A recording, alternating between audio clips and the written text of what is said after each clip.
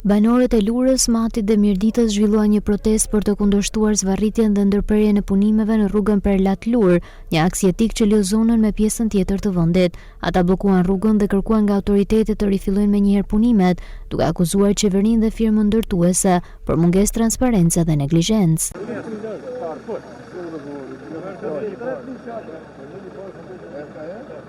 Sipas banorëve, ndonse projekti u financua dhe punimet nisën në vitin 2022, ato janë lënë përgjysmë duke lënë rrugën të pakalueshme në shumë segmente. Po dalin për fëmijët tonë, as për PD, as për PS, as nuk na anin për këto parti.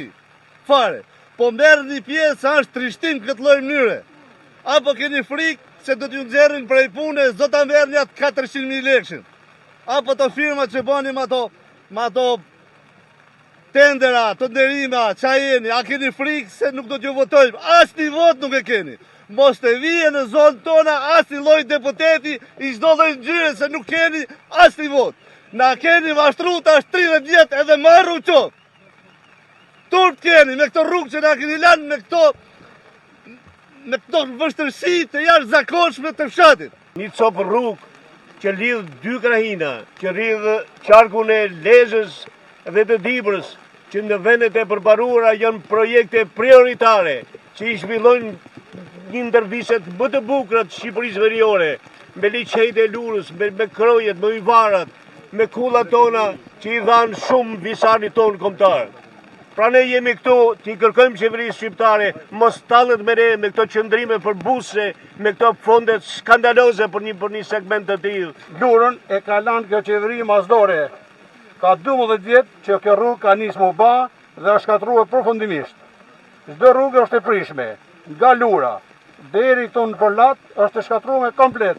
Edhe traktori e tanku nuk kalon.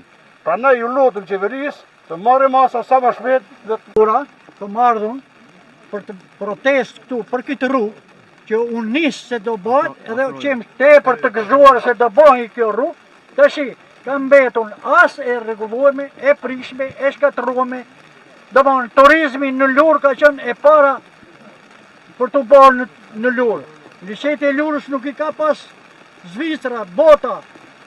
Edhe kjo rrugë meti mbrapambetje, veç shohin gjepat e vet, shohin punët e veta dhe rruga e populli i mirë ka metur në mes të rrugës.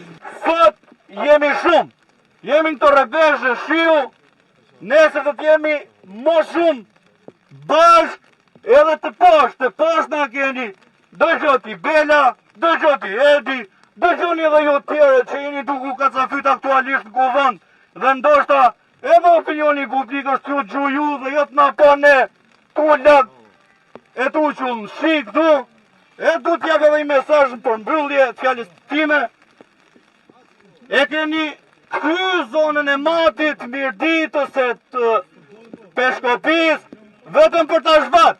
Në mbështetje të banorëve ishin edhe përfaqësues të opozitës, të cilët i bën thirrje qeverisë të marrë masa për përfundimin e këtij segmenti rrugor. Një rrugë e cila u premtua me bujë të madhe për të kthyer një simbol të zhvillimit dhe integrimit të kësaj zone, sot fatkeqësisht është një rrugë e lënë rrugëve, e cila i ka izoluar këta banor, e cila në vend që të sillte zhvillim ekonomik kësaj zone, sot kemi një trev të lënë në harres. Unë jam këtu për t'i bërë thirrje kësaj qeverie, jam këtu për të kërkuar llogari dhe transparencë se ku shkuan fondet e kësaj rruge, pse kontraktori i braktisi punimet dhe pse kjo rrugë u la në mes. Situata e kësaj rruge për te një premtimi që para 2 vjetësh është dhënë për ta rikonstruktuar dhe për ta asfaltuar, realiteti është tërësisht i hidhur.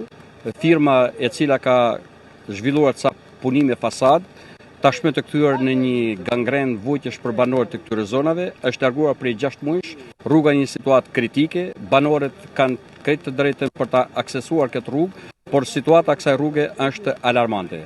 Nuk ka asnjë vëmendje nga pushteti qendror dhe nga Ministria e Linjës për këtë rrugë, përkundrazi, ndodhemi në një situatë që përtej asaj që është kompetencë dhe detyrim për ta mirëmbajtur dhe për ta ushtruar funksionalitetin në rekonstruksion e kësaj rruge, kjo qeveri e ka lënë në harres dhe mendoj që është një vepër korruptive pasi para 6 muajsh këtu ka pas sa punime, vlera është kolosale, por situata është tërësisht kritike në këtë rrugë.